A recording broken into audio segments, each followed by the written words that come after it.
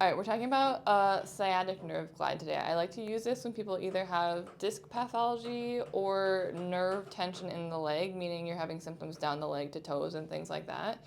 The nerve is similar to a spaghetti noodle in a straw, and the spaghetti noodle needs to be able to move through that straw freely so that the nerve conduction is, we're not getting pain and things like that. It can get compressed and inflamed, and we can squeeze that nerve, and that's where we get symptoms from. So we're really just taking that nerve and gliding it through the straw. I'm going to give you a few ways to do that. First, you can start in a laying position. I usually have someone do this with their foot like up on the door or resting on the couch or something like that. So I want ideally your leg to be supported so that you can just kind of be really passive with it. And you're just going to gas pedal your leg. So you're going to bring your toes up towards your nose, hold it for 5 seconds, and then relax those toes back down. So to figure out the angle that you're going to put your leg at, when your toes are down, I want you to have no symptoms.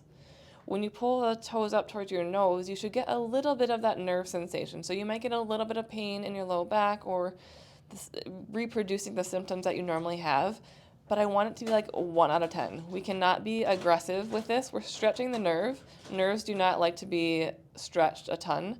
So it's not a muscle stretch. Very gentle, subtle symptoms when you pull that toe up, okay? And so find that angle. When your toe is up, you feel subtle symptoms. When toe goes back down, you feel nothing, okay? So 10 to 15 reps, 5-second hold up, 5 seconds relax. Again, your leg is resting on a door frame or a couch or something like that. So you can start doing it on your back like that. I'm going to give you 2 ways to do it in sitting, which can be nice for if you're at work and things like that.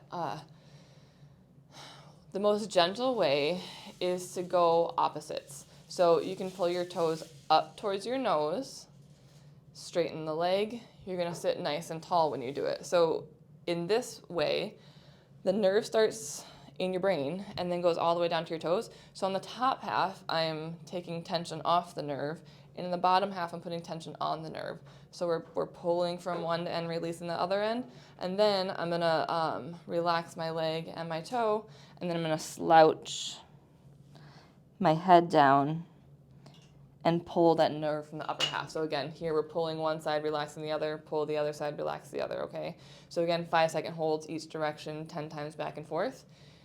And then the more aggressive way to do it, you can pull both ends at the same time. This would be more if you're getting better, symptoms are getting less, and you're going in the right direction, not for like a really acutely inflamed injury. Legs straight, toes up, and then add that slouch from the top. Still, we're gonna hold it for 5 seconds and then release that tension back and forth 10 to 15 times. Very subtle symptoms. When you get both ends of that nerve tension, I still only want like 1 out of 10 symptoms. People often do this stretch too aggressively and they will end up flaring up their symptoms, so don't do that. Less is more here, okay?